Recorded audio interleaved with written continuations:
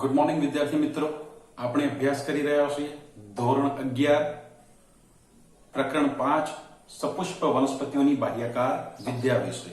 તો આ પ્રકરણની અંદર અગાઉના લેક્ચર્સમાં આપણે પુષ્પની રચના વિશે ભણી ગયા, સાથે સાથે આપણે પુષ્પના પ્રકારોની વાત કરતા હતા, જેની અંદર આપણે એ પણ જોઈ ગયા કે દ્વિલિંગી પુષ્પ કેવા હોય, એકલિંગી પુષ્પ કેવા હોય। આજે આપણે વિદ્યાર્થી મિત્રો જે પુષ્પના પ્રકારો છે એ પ્રકારોની અંદર એના જે દ્વિલિંગી એકલિંગી સિવાય અન્ય જે પ્રકારો પડ્યા છે એના વિશે આજે જોઈશું। ચલો જોઈએ કે પુષ્પના પ્રકારોની આપણે વાત કરતા હતા। તો પુષ્પના પ્રકારો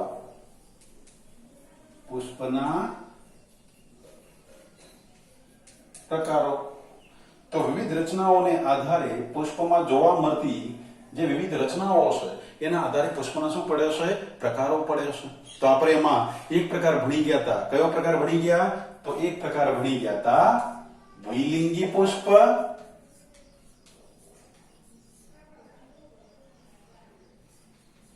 પુષ્પ અને એકલિંગી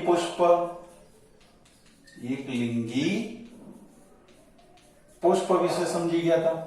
આજે આપણે જોઈશું પુષ્પના અન્ય પ્રકારો, જેની અંદર જોઈએ તો બીજા નંબરનો જે પ્રકાર પડશે એ કયો પડે છે? તો કે સમમિતિના આધારે। કોના આધારે? સમમિતિના આધારે પુષ્પના પ્રકાર।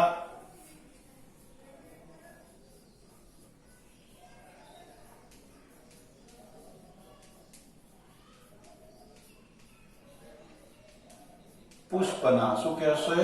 પ્રકાર। તો અહીંયા સમમિતિના આધારે પુષ્પના પ્રકારની વાત કરીએ તો સમમિતિના આધારે પુષ્પના 3 પ્રકાર પડે છે। કેટલા પ્રકાર પડે છે? 3 પ્રકાર પડે છે। સૌથી પહેલો પ્રકાર જો જોઈએ તો એનો સૌથી પહેલો પ્રકાર પડે છે નિયમિત પુષ્પ। સૌથી પહેલો પ્રકાર કયો પડે છે?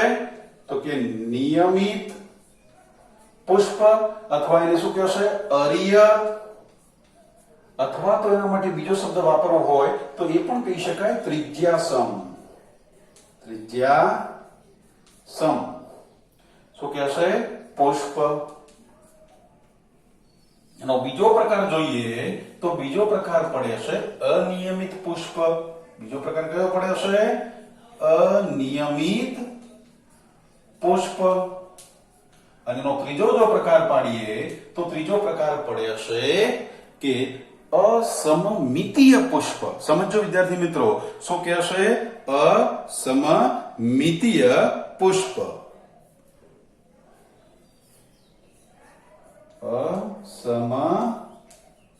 અસમમિતીય પુષ્પ।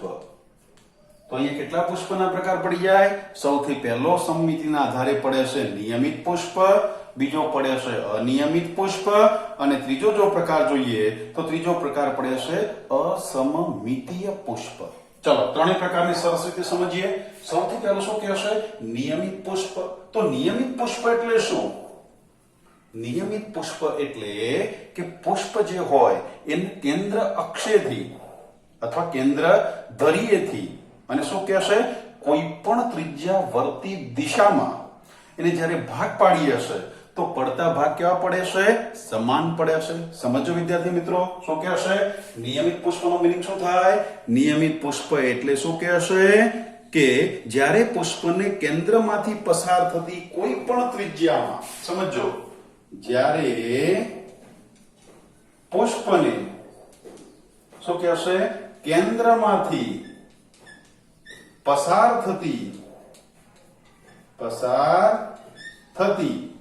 કેન્દ્રમાંથી પસાર થતી કોઈ પણ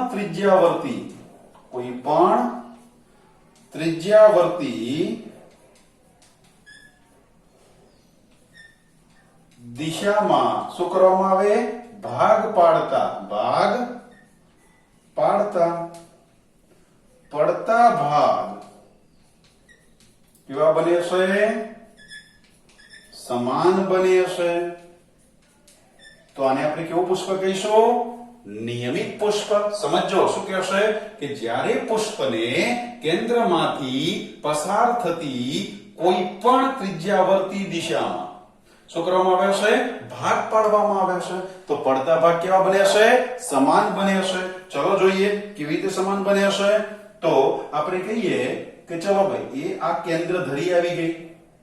આ શું આવી ગઈ? કેન્દ્ર આવી ગઈ. અને કેન્દ્ર ઉપર કોની ગોઠવણી હોય? તો કે પુષ્પીય ભાગોની ગોઠવણી હોય. તો આ એક પુષ્પીય ભાગ આવી ગયો, આ બીજો પુષ્પીય ભાગ આવી ગયો, આ ત્રીજો પુષ્પીય ભાગ આવી ગયો, આ ચોથો પુષ્પીય ભાગ આવી ગયો અને આ પાંચમો પુષ્પીય ભાગ આવી ગયો. હવે આવા પુષ્પને તમે કોઈ પણ ત્રિજ્યાએથી ભાગ પાડો એટલે કેન્દ્રમાંથી પસાર થતી ધરી એટલે આ કેન્દ્ર છે. એ કેન્દ્રમાંથી આપણે આ પુષ્પને આમ ભાગ પાડીએ તો પણ સમાન પડશે. એને આપણે આમ ભાગ પાડીએ એટલે કે કેન્દ્રમાંથી એને ભાગ પાડીએ તો પણ કેવા બને છે? સમાન બને છે. એને આમ ભાગ પાડીએ તો પણ સમાન બને, એને આમ ભાગ પાડીએ તો પણ સમાન બને. એટલે એને કોઈ પણ કેન્દ્ર રાખી એને કોઈ પણ ત્રિજ્યાવર્તી દિશામાં જ્યારે ભાગ પાડીએ છે ત્યારે પડતા ભાગ કેવા બન્યા છે? સમાન બન્યા છે. તો આપણે એને કેવું કહીશું? નિયમિત પુષ્પ કહીશું. અને નિયમિત પુષ્પના જો ઉદાહરણ લઈએ તો એના ઉદાહરણ કયા હોઈ શકે? તો રાઈ છે. સમજો વિદ્યાર્થી મિત્રો શું કે રાઈ છે, ધતુરો છે અને મરચા છે.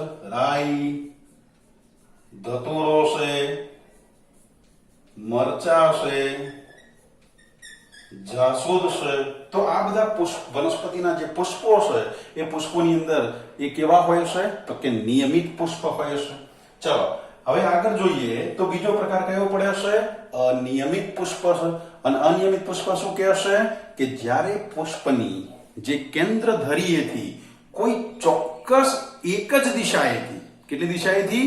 એક જ દિશાએથી કેવા ભાગ પડે છે? સમાન બને છે. તો આપણે એને કેવું કહીશું? અનિયમિત પુષ્પ. સમજો બરાબર શું કહે છે? જ્યારે પુષ્પને શું કહે છે? કેન્દ્ર ધરીએથી શું કરવામાં આવે છે? એને કોઈ ચોક્કસ એક જ દિશાએથી, જ્યારે પુષ્પને કેન્દ્ર ધરીએથી કોઈ ચોક્કસ, કોઈ એક જ, વિદ્યાર્થી મિત્રો યાદ રાખજો, કોઈ એક ચોક્કસ દિશાએથી, કોઈ એક ચોક્કસ દિશાએથી શું પડે છે? ભાગ પાડતા પડતા ભાગ કેવા બને છે? સમાન બને છે. તો આપણે એને કેવું કહીશું? અનિયમિત પુષ્પ તરીકે ઓળખીએ છીએ. નિયમિતમાં શું કહેતા હતા? કે જ્યારે પુષ્પને કેન્દ્રમાંથી પસાર થતી કોઈ પણ દિશાએ, કોઈ પણ ત્રિજ્યાવર્તી દિશાએ, એવું નથી કે કોઈ એક ચોક્કસ, પણ કોઈ પણ દિશાએથી જ્યારે ભાગ પાડીએ ત્યારે પડતા ભાગ કેવા બને છે? સમાન બને છે. તો આપણે એને કેવું કહીશું? નિયમિત પુષ્પ કહીશું. પણ જો જ્યારે પુષ્પને કેન્દ્ર ધરીએથી કોઈ એક ચોક્કસ દિશાએથી શું કરવામાં આવે છે? ભાગ પાડતા પડતા ભાગ કેવા બન્યા છે? સમાન બન્યા છે. તો આપણે એને કેવું કહીશું? અનિયમિત પુષ્પ. ચલો એની આકૃતિ દ્વારા સમજીએ.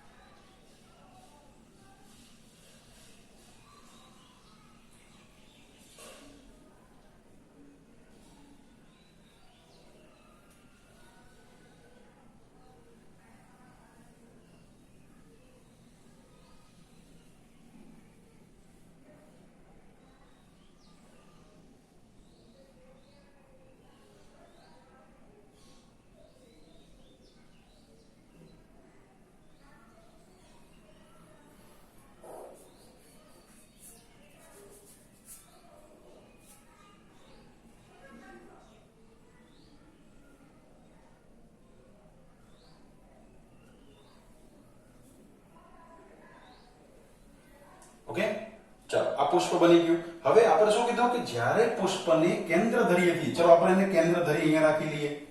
હવે એક ધરીએથી જ્યારે ભાગ પાડીએ છીએ ત્યારે કોઈ એક દિશાએ, સમજો જ્યારે આપણે આ પુષ્પને આમ ભાગ પાડીશું તો પડતો ભાગ કેવો બનશે? બંને ભાગ કેવા બને હશે? સમાન બને હશે. કેવા બનશે? બંને ભાગ સમાન બને હશે. પણ અન્ય કોઈ ધરીએથી, હવે અન્ય ધરીએથી જ્યારે ભાગ પાડી હશે, સમજો દાખલા તરીકે હું આને આમ ભાગ પાડું તો શું પુષ્પ સરખું વેચાશે? શું એને હું આમ ભાગ પાડીશ તો પુષ્પ સરખું વેચાશે? આમ ભાગ પાડીએ, આ ધરીએથી ભાગ પાડીએ, સરખો વેચાશે? નહીં વેચાય. માત્ર ને માત્ર એ કોઈ એક ચોક્કસ દિશાએથી જ્યારે ભાગ પાડી હશે ત્યારે પુષ્પના કેવા ભાગ પડે હશે? બે સમાન ભાગ પડે હશે. બાકી અન્ય કોઈ ત્રિજ્યાવર્તી દિશાએ તેના સમાન ભાગ પડતા નથી. તો આવા પુષ્પને આપણે શું કહીશું? અનિયમિત પુષ્પ. અને એનું ઉદાહરણ જો આપણે લઈએ તો ઉદાહરણ તરીકે બધા જ કઠોળ, ચણા છે, મગ છે, તુવેર છે, અડદ છે, વાલ છે, વટાણા છે, આ બધા શું છે? કઠોળ છે. અને બધા જ કઠોળની અંદર પુષ્પો કેવા છે? અનિયમિત પુષ્પ છે. તો આપણે લખી શકીએ વાલ, વટાણા. આ ઉપરાંત જોતા હોય તો અન્ય વનસ્પતિઓ પણ છે જેની અંદર જોઈએ તો સિઝાલ પિનેસી કુળ. સિઝાલ પિનેસી કુળની કઈ વનસ્પતિ? તો કે ગલતોરો, ગરમાળો, ગલતોરો. પછી કયો છે? ગરમાળો. જે વનસ્પતિઓ છે ગલતોરાને બીજું શું કહેશે? કેશિયા. અને ગરમાળાને શું કહેશે? કેશિયા ફિસ્ટોલા. તો આ જે બંને કેશિયાની સ્પીસીસ છે, ગલતોરો અને ગરમાળો, એ કોની સ્પીસીસ છે? તો કે કેશિયા. તો વાલ, વટાણા, ગલતોરો, ગરમાળો જેવી જે વનસ્પતિઓ છે એની અંદર કેવું પુષ્પ છે વિદ્યાર્થી મિત્રો? અનિયમિત પુષ્પ છે. ચલો હવે આપણે જોઈએ અસમમિતીય પુષ્પ. તો અસમમિતીય પુષ્પની અંદર શું કહેશે? તો અહીંયા કહેશે કે જ્યારે પુષ્પને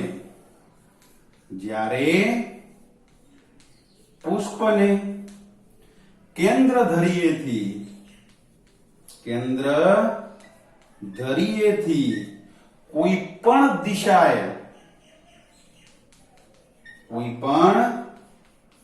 દિશામાં શું કરવામાં આવે છે? ભાગ પાડતા પડતા ભાગ કેવા બને છે? તો કે પડતા ભાગ અસમાન બને છે. એટલે કે પુષ્પ હોય અને પુષ્પને કેન્દ્ર સ્થાનેથી કોઈ પણ ત્રિજ્યાવર્તી દિશામાં, એટલે કે કોઈ પણ ધરીએથી આપણે ભાગ પાડીએ છે તો પડતા ભાગ હંમેશા કેવા બનશે? અસમાન બને છે.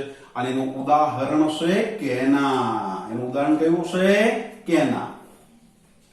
ચલો એની પણ આકૃતિ દોરીને સમજીએ તો કેવી રીતે હોય છે. તો ચલો જોઈએ.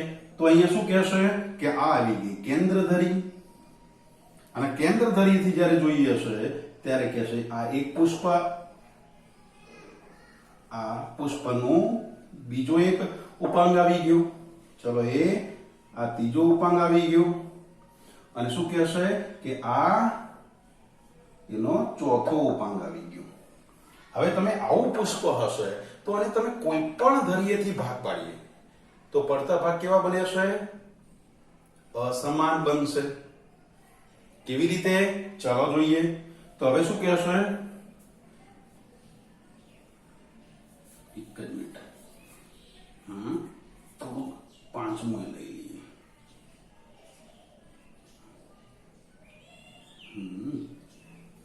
બરાબર શું થઈ જાય આપણને સમજાઈ જાય. ચાલો હવે તમે આને કોઈ પણ દિશાએથી ભાગ પાડો તો પડતો ભાગ કેવો બને છે જરા જોઈ લો. તમે આને આપણે જોઈએ તો એ આમ હું ભાગ પાડીશ, શું ભાગ સરખા બનશે? તો કે નહીં બને. બનશે? તો નથી બનતા. આ ભાગમાં શું પડી જાય હશે? અંતર છે. સરખા છે નહીં, અસમાન બન્યા હશે. હવે એ જ પ્રમાણે હું અહીંયાથી આમ ભાગ પાડી દઈશ, શું સરખા ભાગ પડશે? તો નહીં બને. હવે એ જ પ્રમાણે હું આ દિશાએથી ભાગ પાડીશ તો પણ સરખા નહીં બને. આ દિશાએથી ભાગ પાડીશ તો પણ સરખા નહીં બને. તો અહીંયા પુષ્પમાં શું થયું? કોઈ પણ કેન્દ્ર ધરીએથી કોઈ પણ ત્રિજ્યાવર્તી દિશામાં જ્યારે પુષ્પના ભાગ પાડીએ હશે તો પડતા ભાગ કેવા બને હશે? અસમાન બને હશે. તો આવા પુષ્પને આપણે શું કહીશું? અનિયમિત પુષ્પ કહીશું. તમે પણ આકૃતિ દોરજો. અને દોડીને ભાગ પાડવાનો પ્રયત્ન કરજો કે નિયમિતમાં સરખા બને છે કે નહીં. અનિયમિતમાં એક જ જગ્યાએથી સરખા ભાગ બને છે અને અસમમિતિમાં શું કોઈ પણ દિશાએથી સરખા ભાગ બને છે કે બનતા નથી. એ આપણે જાતે આકૃતિ દોરીશું અને તો જ આપણને વધારે સમજાવશે. ચલો વિદ્યાર્થી મિત્રો, તો આજે આપણે સમમિતિના આધારે પુષ્પના પ્રકાર સમજી ગયા. ચલો હવે એનાથી આગળ જઈએ તો શું કહેશે? અનેક પ્રકાર પડે છે. એ શું કહેશે કે પુષ્પની અંદર રહેલા જે એના બહિરુદ ભેદો એટલે કે એના ઉપાંગો છે એ ઉપાંગોના જે સંખ્યા હોય એના ગુણકના આધારે કે કેવી રીતે ગોઠવાયા છે એના આધારે પુષ્પના શું પડે છે? પ્રકારો પડે છે.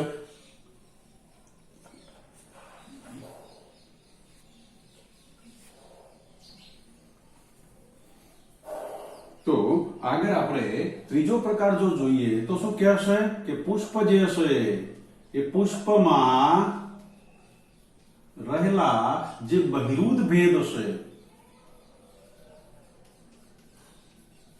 બહિરુદ ભેદ એટલે આપણે કોની વાત કરીએ છે? તો પુષ્પમાં રહેલા ઉપાંગો. અને પછી પુષ્પના ઉપાંગો એટલે કોણ? વજ્રપત્રો, દલપત્રો.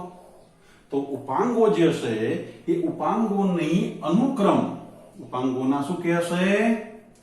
અનુક્રમની સંખ્યાને આધારે, અનુક્રમોની સંખ્યાને આધારે અથવા એની અનુક્રમોની ગુણકના આધારે, અનુક્રમોની ગુણક જે છે એ ગુણકના આધારે પુષ્પના પ્રકારો. તો પુષ્પમાં રહેલા જે બહિરુદ ભેદ છે એટલે ઉપાંગો જે છે એમાં એના જે ગુણક છે એ ગુણકના આધારે એની સંખ્યા ને આધારે શું કહેશે? પુષ્પના પ્રકાર પડે છે. જેમ કે જોઈએ કે જો ઉપાંગોની સંખ્યા, ઉપાંગોની ગોઠવણી જે છે એ 3 ના ગુણકમાં હોય તો એને આપણે કેવા કહીશું? ત્રિઅવયવી. ત્રિઅવયવી. જો ઉપાંગોની જે સંખ્યા છે એ 4 ના ગુણકમાં હોય તો આપણે કહીશું ચતુઅવયવી. શું કહીશું? ચતુઅવયવી. જો 5 ના ગુણકમાં હોય તો આપણે એને કહીશું પંચાવયવી. શું કહીશું એને? પંચાવયવી. અને જો એના ઉદાહરણ લખવા હોય, આપણે એનસીઈઆરટી માં નથી પણ આપણે એના ઉદાહરણ લખવા હોય તો ત્રિઅવયવીમાં ઉદાહરણ આપણે લખી શકીએ છે લીલિયેસી કુર, જે આપણે ભણીશું. અને લીલિયેસી કુરની અંદર શું હોય? ડુંગળી, ડુંગળી છે. ચલો ચતુઅવયવીની અંદર આપણે વાત કરીએ તો ચતુઅવયવીમાં કોને લઈ શકાય? રાઈ છે, રાઈ વનસ્પતિ છે. ચલો પંચાવયવીની વાત કરીએ તો આપણે એનું ઉદાહરણ લઈ શકીએ જાસૂદ. શું લઈ શકાય? જાસૂદ. તો આપણે આ કોના આધારે પ્રકાર પડ્યા? તો કે પુષ્પની અંદર રહેલા જે બહિરુદ ભેદ એટલે ઉપાંગો જે છે એ ઉપાંગોની જે સંખ્યા છે એના ગુણક એ કેવી રીતે ગોઠવાયા આવશે એના આધારે એના 3 પ્રકાર પડી ગયા: ત્રિઅવયવી, ચતુઅવયવી અને પંચાવયવી. ચલો એની પણ આકૃતિ દોરી કાઢીએ કે ત્રિઅવયવી હોય તો એમાં કેવી રીતે પુષ્પીય પત્રોની ગોઠવણી હશે જેના આધારે આપણે એની સંખ્યાને આધારે કે ત્રિઅવયવી કહીશું. ચલો જોઈએ કે દાખલા તરીકે પુષ્પની અંદર આ એક આવી ગયું દલપત્ર. ચલો એ આ દોરી કાઢી, આ બીજું આવી ગયું દલપત્ર અને આ આવી ગયું ત્રીજું દલપત્ર. તો આપણે એને કેવું કહીશું? ત્રિઅવયવી. પરંતુ ઘણીવાર પુષ્પની અંદર ગોઠવણી કેવી રીતે હશે? તો એક આમ રીતે પણ દલપત્ર ગોઠવાયેલું હશે, એક દલપત્ર આવી રીતે ગોઠવાયેલું હશે, એક દલપત્ર આવી રીતે પણ ગોઠવાયેલું હશે. તો વિદ્યાર્થી મિત્રો, આવી જો ગોઠવણી હોય તો આપણે એને કેવું કહીશું અને કેવું પુષ્પ કહીશું? ત્રિઅવયવી, ચતુઅવયવી કે પંચાવયવી? તો આને પણ આપણે શું કહીશું? ત્રિઅવયવી. કેમ? કારણ કે અંદરનું જે ચક્ર છે એ અંદરના ચક્રમાં કેટલા છે? તો 1, 2 અને 3. 1, 2 અને 3 છે. અને બહારના ચક્રમાં પણ કેટલા છે? 1, 2 અને 3. તો કેટલાના ગુણકમાં છે? બે ચક્રોમાં પણ 3 ના ગુણકમાં ગોઠવાયા હશે તો આવા પુષ્પને પણ આપણે કેવું કહીશું? ત્રિઅવયવી પુષ્પ તરીકે ઓળખીએ હશે. હવે વિદ્યાર્થી મિત્રો, એ પ્રમાણે જો ચતુઅવયવીની વાત કરીએ તો ચતુઅવયવીમાં કેટલા હશે? તો ચતુઅવયવીમાં 4 હશે. આ એક આવી ગયો, આ બીજું આવી ગયું, આ ત્રીજો છે અને આ આવી ગયું ચોથો છે. તો અહીંયા કેટલા છે? તો 1, આ 2, આ 3 અને 4. તો કેટલા હશે સંખ્યા? 4 ની સંખ્યામાં એક ચક્રમાં ગોઠવાયા હશે. એ જ પ્રમાણે બીજું 12 ની બાજુએ પણ એ પ્રમાણે 4 ગોઠવાયા હોય. આ પ્રમાણે ગોઠવણી ત્યાં પણ હશે તો પણ આવા પુષ્પને આપણે કેવું કહીશું? ચતુઅવયવી જ પુષ્પ કહેવાય છે. કેમ? કારણ કે એક ચક્રમાં 4 છે તો બીજા ચક્રમાં પણ કેટલા હશે? તો કે 4 હશે. તો 4 ના ગુણકમાં ગોઠવાયા હશે તો આવા પુષ્પને આપણે શું કહીશું? ચતુઅવયવી. પડી ગઈ વિદ્યાર્થી મિત્રો સમજણ? એ જ પ્રમાણે 5 ના ગુણકમાં ગોઠવાયા હોય તો પંચાવયવી. આપણે જાસૂદમાં જોઈશું તેમાં દલપત્રો કેટલા હશે? 5 છે અને એક જ ચક્રમાં ગોઠવાયા હશે તો પણ આપણે એને કેવું કહીશું? પંચાવયવી. તો અહીંયા વિદ્યાર્થી મિત્રો આપણે કોના આધારે? તો પુષ્પની અંદર રહેલા એના ઉપાંગો જે હશે એની ગોઠવણી, એના જે ગુણકમાં જે એની સંખ્યા હશે એના આધારે આપણે શું કીધું? પુષ્પના પ્રકારો ત્રિઅવયવી, ચતુઅવયવી અને પંચાવયવી વિશે સમજી ગયા. ચલો હવે આગળ એક જોઈએ. હવે આગળ પુષ્પના પ્રકારની આપણે વાત કરીએ તો પુષ્પમાં નિપત્રની હાજરી કે ગેરહાજરીના આધારે સમજો વિદ્યાર્થી મિત્રો. પુષ્પમાં શું કહેશે? પુષ્પમાં નિપત્રની શું કહેશે? હાજરી કે ગેરહાજરી ના આધારે શું કહેશે? પુષ્પના પ્રકાર પડે છે. એના કેટલા પ્રકાર પડે? 2 પ્રકાર પડે. એક પડે નિપત્રી પુષ્પ, તો બીજો કયો પ્રકાર પડે? અનિપત્રી પુષ્પ.